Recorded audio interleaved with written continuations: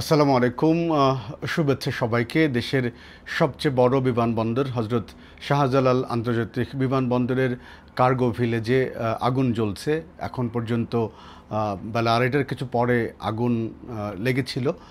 প্রায় 4 ঘন্টার মতো সময় ব্যয় হয়েছে। এখন পর্যন্ত আগুন নিয়ন্ত্রণে আনা যায়নি। আমার কিছু বলার ছিল।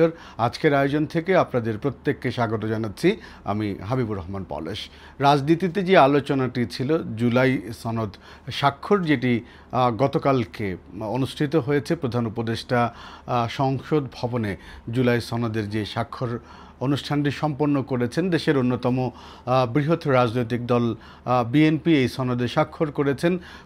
করবে না বলে অবশেষে এই জুলাই সনদে স্বাক্ষর করেছে জামাত ইসলামী। কিন্তু আলোচিত রাজনৈতিক দল এনসিপি এই জুলাই সনদে গতকালকে স্বাক্ষর করেনি এবং যেইটি নিয়ে পরস্পর নানা আলোচনা এবং সমালোচনা হচ্ছে রাজনৈতিক অঙ্গনে। এমন একটি রাজনীতির উত্তাপ পরিস্থিতিতে আলোচনার বিষয়টি এটি হওয়ার কথা থাকলেও আজকে যে অগ্নিকাণ্ডের ঘটনাটি ঘটল, সামগ্রিক বিবেচনায় দেখলাম এ বিষয়টি নিয়ে কিছু কথা বলা প্রয়োজন।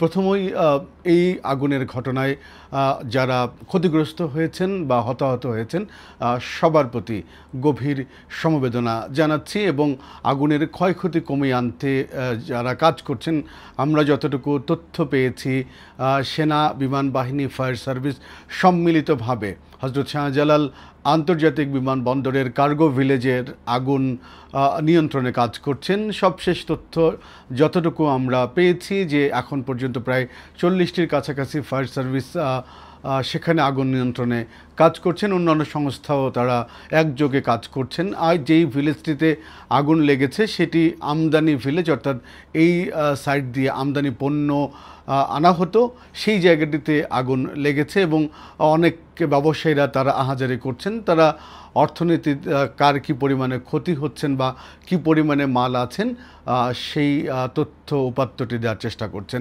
সামগ্রিকভাবে বিমানবন্দর একটি স্পর্শকাতর জায়গা এবং সেখানে সার্বক্ষণিকভাবে নিয়ন্ত্রণ ব্যবস্থা থাকে। দেশের সকল সংস্থা, আইনশৃঙ্খলা বাহিনী থেকে শুরু করে সকল সংস্থা বিমানবন্দরে কাজ করে থাকেন। এমন একটি জায়গায় আগুন লেগেছে এবং আমরা যতটুকু জেনেছি বিকাল থেকে ফ্লাইট ওঠানামা বন্ধ রয়েছে হজরত শাহজালাল আন্তর্জাতিক বিমানবন্দর এবং পার্শ্ববর্তী কলকাতায় জরুরি যে ফ্লাইট অবতরণের জন্য সেখানে ফ্লাইট ল্যান্ড করেছে। এমন একটি পরিস্থিতিতে এখন রাজনীতির যে কথাটি বলছিলাম যে মুহূর্তে রাজনীতির উত্তাপ চলছিল বাংলাদেশের রাজনৈতিক অঙ্গনে, সে উত্তাপটি ছড়িয়েছে এখন আগুনের দিকে। আমরা যদি একটু আগুনের পেছনের বলে, ধারাবাহিকভাবে 3টি আগুনের ঘটনা ঘটে গেল বাংলাদেশে কয়েকদিন আগে। মিরপুরের যে একটি আগুনের ঘটনা ঘটেছে, একই সঙ্গে আমরা দেখেছি চট্টগ্রাম ইপিজেটেও আরেকটি আগুনের ঘটনা গতকালকে ঘটেছে এবং সবশেষ আজকে শাহজালাল আন্তর্জাতিক বিমানবন্দরের কার্গো ভিলেজে আগুন একটি দুর্ঘটনা। এই দুর্ঘটনা ত্রুটির কারণে হতে পারে অথবা কেউ নানানভাবে দুর্বৃত্ত যারা আছেন তারাও এই ঘটনা ঘটাতে পারেন। সেটি হয়তো তদন্ত সংস্থাগুলো বের করবেন। কিন্তু যে ধরনের আগুনের ঘটনাগুলো ঘটছে, আপনারা জানেন যে বাংলাদেশ একটি স্পর্শকাতর অবস্থার মধ্য দিয়ে যাচ্ছে। আওয়ামী লীগ সরকারকে হটিয়ে অথবা শেখ হাসিনার পতনের পরে ডক্টর ইউনূসের নেতৃত্বে অন্তর্বর্তীকালীন সরকার তারা কাজ করছেন আইনশৃঙ্খলা পরিস্থিতির অবনতি, নানানভাবে দাবি দাওয়া নিয়ে রাজপথ যখন সোচ্চার।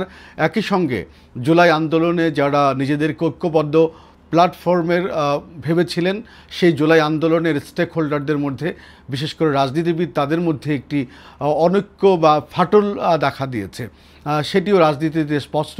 এটি আর নতুন করে ব্যাখ্যা করার বোঝা উপায় নেই। একই সঙ্গে যারা বাংলাদেশের রাজনীতি থেকে বিদায় নিয়েছেন, অর্থাৎ গেল বছরের 5ই আগস্টে যাদের পতন হয়েছে, 36 জুলাই তাদের পতন হয়েছে, তারাও বাংলাদেশের রাজনীতিতে কামব্যাক করার চেষ্টা করছেন। আমরা দেখেছি আওয়ামী লীগের নেতৃত্বে তারা রাজধানীতে ঝটিকা মিছিল করেছেন এবং নানানভাবে তারা রাজনীতিতে কামব্যাক করার অথবা তাদের অবস্থান জানান দেওয়ার জন্য তারা চেষ্টা করছেন। নানান নাশকতার পরিকল্পনাও তারা যেভাবে হুমকি ধামকি দিচ্ছেন এর মধ্য দিয়ে স্পষ্টতই বোঝা যায় যে তারাও বসে নেই তাদের ষড়যন্ত্রের তথ্য নিয়ে। সব মিলিয়ে যেই রাজনীতির অঙ্গনে যে আগুন বা উত্তাপ সেটি ছাপিয়ে এই মুহূর্তে আগুনের যে উত্তাপটি লাগলো পরপর 3টি বড় আগুনের ঘটনা বাংলাদেশে।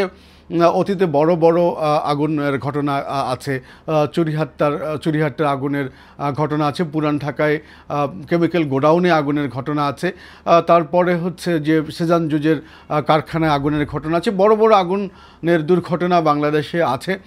কখনো কখনো এই আগুনের দুর্ঘটনার পেছনে অনেককেই দায়ী করা হয়। আমরা যদি বঙ্গবাজারের আগুনের কথা আনি তাহলে স্পষ্ট করে বোঝা যায় যে সেখানে ঊর্ধ্বমুখী বহুতল মার্কেট নির্মাণ করার জন্য এক শ্রেণীর সুবিধাভোগী রাজনীতিবিদরা তাদের চক্রান্তে সেখানে আগুনের ঘটনা ঘটেছিল এমন কথাও মানুষ বলছেন।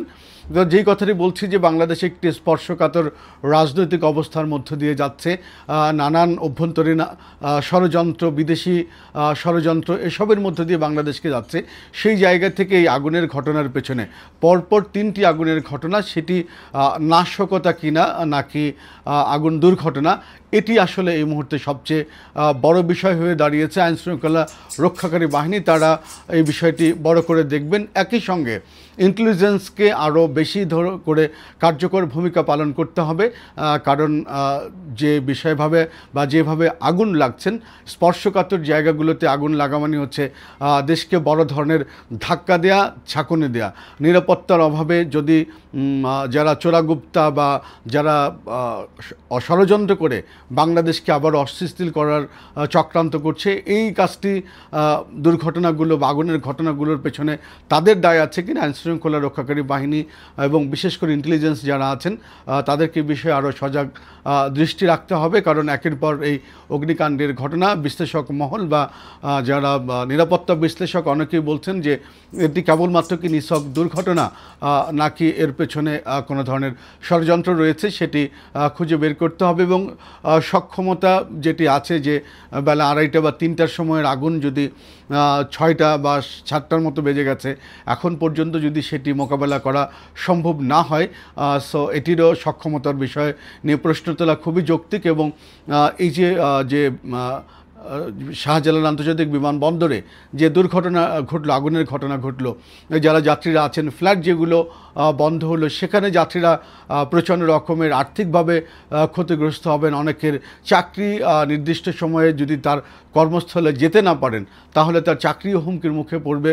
এবং একই সঙ্গে যারা আমদানি করছেন যেসব পণ্যগুলো, যাদের পণ্যগুলো ডিস্ট্রয় হয়ে গেল, তারাও আর্থিকের দিক থেকে বড় অর্থনৈতিক ক্ষতির মুখে পড়েছেন।